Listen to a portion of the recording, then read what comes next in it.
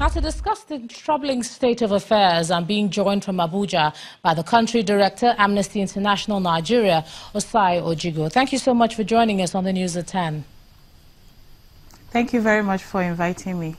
Before we move ahead, let's just say that our thoughts and prayers are with the families of the Dapchi girls as we discuss this issue tonight, as some of them may be listening, just to put that in there.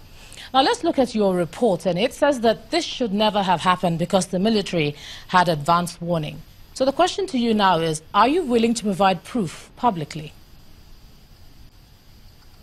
Thank you very much. The evidence we have is based on eyewitnesses' statements, as well as those who called to alert the authorities that there was a convoy of suspected Boko Haram insurgents coming to the area, and that they had specifically asked for directions to a school as well as to the nearest security post. So those calls were made, and the information regarding where the calls were made can also be provided. Okay, well, just to say that attempts to get the Defense Information spokesperson to our studios tonight were unsuccessful, as we knew you'd have you on. But just clear this up for us. Which security force and unit had prior knowledge of this Dapchi attack? Can you identify them for us tonight? You said calls were made. Do you know which ones?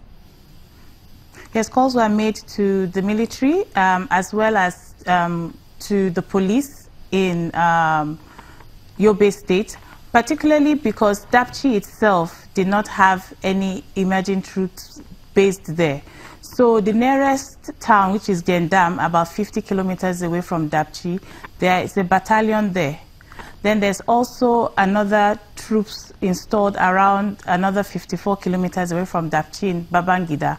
So the villagers, one thing we need to realize is that because this is an area, Yobe, Adamawa, Borno are areas where Boko Haram insurgency is a daily occurrence, is a daily fear that people in these communities have. They've already built an interaction with the security forces. And so what that means is that they have access to them and they know where to call out, where to reach out when there's a crisis or where there's a distress. So they know who to reach out to. And in this particular occasion, the response was acknowledged that, okay, we are monitoring the situation, but then nothing was done within the 4 hours, where at least 5 calls were made.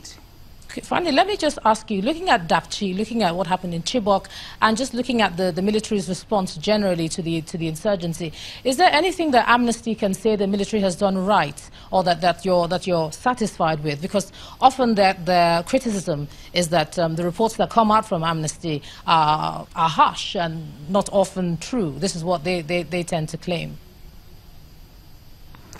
I think they tend to look more in terms of the facts that we've brought to light, rather than the attempts through which they could have better instructed their troops to act. In this particular case, after the incident happened, the military, the Air Force, there were some Air Force jets seen after Boko Haram had taken the girls away, presumably to scout the area to see if there were any remnants or if they could identify any of the movements, because they left the city immediately after picking up the girls. And then the military troops that did come came after the attack had happened. We have consistently said it's not that the authorities, in this case the military or other agents, don't have the troops, but it's how quickly they mobilize themselves and how quickly they're able to ensure they can thwart things before they happen.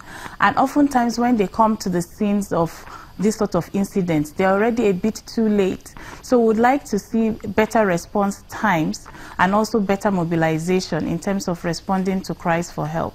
All right. All right. Country Director, Amnesty International, Osai Ojigo, thank you for coming on the News at 10 tonight. Thank you.